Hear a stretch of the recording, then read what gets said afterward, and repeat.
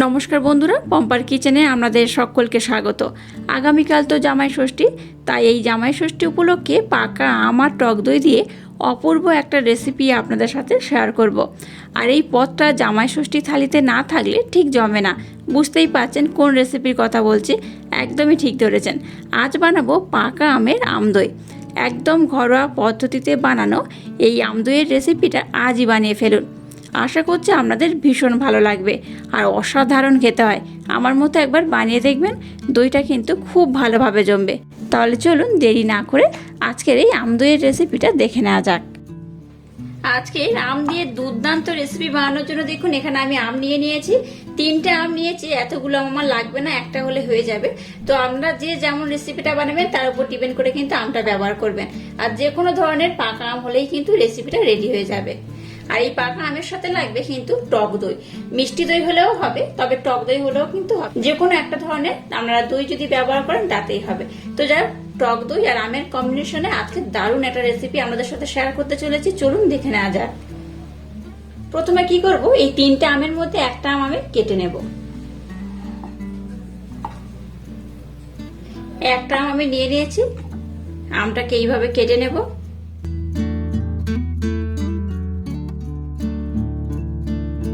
আজকের এই রেসিপিটা বানানোর জন্য এই দুটো আম হলেই কিন্তু হয়ে যাবে। তো আমটাকে এইভাবে আমি কেটে নেব। দেখুন আঁটিটাকে আমি বাদ দিয়েছি, আঁটি আমার লাগবে না। তো এবার এই আম থেকে আমি আমের এই পিউরিটা এইভাবে আমি নিয়ে নেব। এই রেসিপিটা বানানোর জন্য দেখুন এখানে আমি নিয়েছি 500 ml দুধ।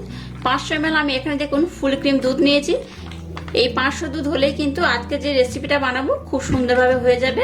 আচ্ছা, আপনারা চাইলে কিন্তু একটু কম বেশি করেও বানাতে পারেন। এবার দেখুন এরকম একটা আমি সসপ্যান নিয়ে নিয়েছি। এবার দুধটাকে আমি এর মধ্যে ঢেলে নেব।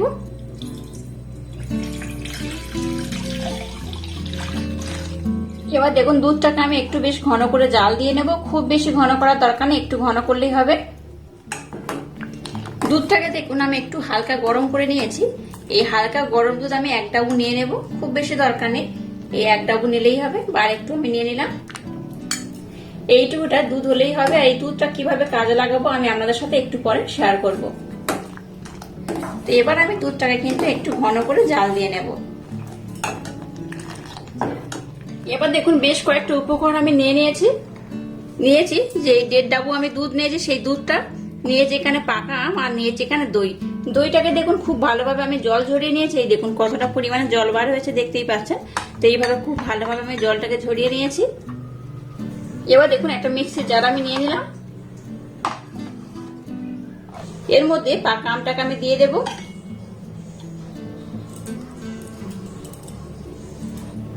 আর দিয়ে দেবো 2 চামচ টক দই। খুব বেশি দরকার নেই, 2 চামচের মতো দিলেই হবে।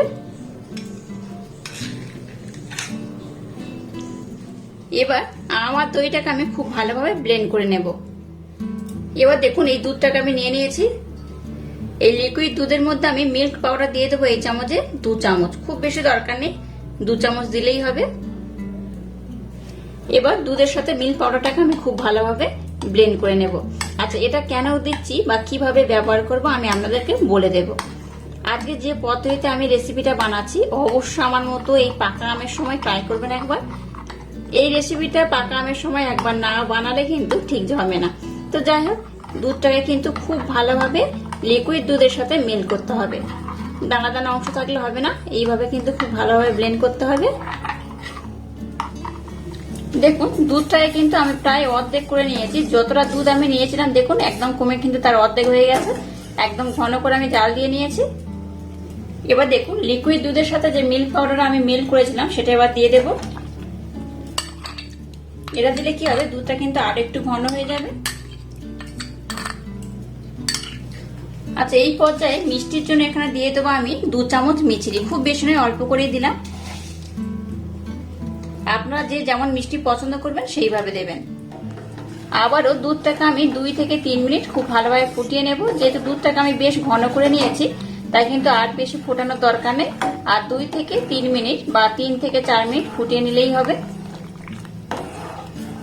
দেখুন দুধটাকে আমি নামিয়ে নিয়েছি, আর দুধটা বেশ ঘন করে আমি জাল দিয়ে নিয়েছি। আমি যতটা দুধ নিয়েছিলাম জাল দিয়ে মোটামুটি তার অর্ধেক করে নিয়েছি, দেখে বুঝতেই পারছেন। যাই হোক, দুধটাকে নামিয়ে নিয়েছি। এবার দুধটাকে আমি একটু হালকা ঠান্ডা করে নেব। একদম ঠান্ডা করলে হবে না, আবার খুব গরম থাকলেও হবে না। তো সেই রকম একটু ঠান্ডা করে নেব, তারপর আমি আপনাদের সাথে নেক্সট টিপ শেয়ার করব। দুধটা ততক্ষণ ঠান্ডা হোক, ততক্ষণ আমি একটা কাজ করে নেব। যে টক দইটা একটু আমি রেখে দিয়েছিলাম, সেটা আমি এই পাত্রের মধ্যে দিয়ে দেব। পাত্রের চারিধারে আমি একটু ভালোভাবে টক দইটা লাগিয়ে দেবো। খুব বেশি নয়, সামান্য একটু নিয়ে এইভাবে লাগিয়ে দিলেই হবে। আচ্ছা, আপনারা চাইলে স্টিলের হোক কাঁচের হোক যে কোনো পাত্রে কিন্তু এটা জমাতে পারেন। দেখে বুঝতেই পারছেন আজকে আমি দই জমাচ্ছি। আজকে বানাচ্ছি আমি আমের আমদই। পাকা আমের সময় একবার হলো আমদই না বানালে কিন্তু চলে না, দারুণ লাগে। আর সামনেই তো জামাই ষষ্ঠী, অবশ্য বাড়িতে আমার মতো একবার হলো এইভাবে পাকা আমের আমদইটা বানাবেন। আশা করছি আপনাদের ভীষণ ভালো লাগবে। দুধটাকে দেখুন আমি কিন্তু মোটামুটি ঠান্ডা করে নিয়েছি। খুব ঠান্ডা করা যাবে না, খুব গরম থাকলেও হবে না। এই দেখুন আমি দেখাচ্ছি, এই দেখুন আঙুলটা দিতে পারছি, আবার বেশিক্ষণ রাখতেও পারছি না। দিতে পারছি, খুব বেশিক্ষণ রাখা যাচ্ছে না, এইরকমই গরম হবে। এবার দেখুন আমার দইয়ের যে মিশ্রণটাকে আমি ব্লেন্ড করলাম সেটা আমি নিয়ে নিয়েছি, সেটাকে আমি দিয়ে দেবো। সম্পূর্ণটা এখানে দিয়ে দিলাম। দিয়ে এবার এটাকে আমি খুব ভালোভাবে ব্লেন্ড করে নেব। আজকের আমদইটা আমি একদম ইউনিক পদ্ধতিতে বানাচ্ছি, আশা করছি আপনাদের ভীষণ ভালো লাগবে। একদম ঘরোয়া উপকরণে, খুব বেশি সময়ও লাগে না। এইভাবে কিন্তু খুব ভালো এটাকে ব্লেন্ড করতে হবে। একদম কিন্তু দুধের সাথে খুব ভালোভাবে ব্লেন্ড করে মিক্স করে নিতে হবে। দেখুন এটাকে আমি খুব ভালোভাবে মিক্স করে নিয়েছি। এবার দেখুন পাত্রটাকে নিয়ে নিলাম, এর মধ্যে আমি দিয়ে দেব। দেখুন একদম ভর্তি ভর্তি করে আমি দিয়ে দিয়েছি। এবার এটাকে কোনো গরম জায়গায় কিন্তু খুব ভালোভাবে রাখতে হবে। এবার এটার উপরে আমি একটা পাত্র এইভাবে ঢাকা দিয়ে দেবো। দিয়ে এবার এটাকে আমি কোনো একটা গরম জায়গায় রাখবো। গরম জায়গায় রাখলে কি হবে, তবে কিন্তু দইটা খুব ভালোভাবে জমবে। আমি আপনাদের ওভারনাইট পর দেখাবো দইটা কত সুন্দর হয়েছে। আমি ওভারনাইটের জন্য কিন্তু দইটাকে রেখে দেবো। আর দইটা এত সুন্দর জমে যে নর্মাল ফ্রিজে দেওয়ার দরকারও পড়ে না। যাই হোক, আমি আপনাদের নেক্সটে দেখাবো দইটা কত সুন্দর হয়েছে। দেখুন ওভারনাইটের জন্য দইটাকে আমি গরম জায়গায় রেখে দিয়েছিলাম, আর কত সুন্দর হয়েছে দেখুন। এটা কিন্তু আমি ফ্রিজের মধ্যে রাখিনি, নর্মাল কিন্তু আপনাদের দেখাচ্ছি কত সুন্দর জমে গেছে। এই দেখুন, দেখতেই পাচ্ছেন, এইভাবে কিন্তু পড়বে না। এই দেখুন কত অসম্ভব সুন্দর হয়েছে। অবশ্য বাড়িতে আমার মতো একবার ট্রাই করবেন, আর যেভাবে বানিয়েছি সেইভাবে অবশ্য ট্রাই করবেন। পাকা আমের এই যে দইটা বানিয়েছি অসম্ভব সুন্দর খেতে হয়। আর পাকা আমের সময় অবশ্য বাড়িতে একবার হলেও ট্রাই করবেন, আশা করছি আপনাদের ভীষণ ভালো লাগবে। তো আমি আপনাদের একটু কেটে দেখাচ্ছি, দেখুন এটা কত সুন্দর হয়েছে। এই দেখুন, এই দেখুন, দেখলেন তো কতটা সুন্দর, কতটা অপূর্ব হয়েছে। অবশ্যই এইভাবে ট্রাই করবেন, আশা করছি ভীষণ ভালো লাগবে। বাচ্চা থেকে বড়রা সবাই দেখবেন এই গরমের সময় কিন্তু এরকম মিষ্টি দই পেলে চেটে পুটে খাবে। আজকের এই আমদইয়ের রেসিপি যদি আপনাদের ভালো লাগে তাহলে চ্যানেলটাকে লাইক, শেয়ার, কমেন্ট এবং সাবস্ক্রাইব করবেন। আর পাশে থাকা বেল আইকনটা প্রেস করে দেবেন। তাহলে টাটা, আবার দেখা হচ্ছে নতুন কোনো রেসিপি নিয়ে।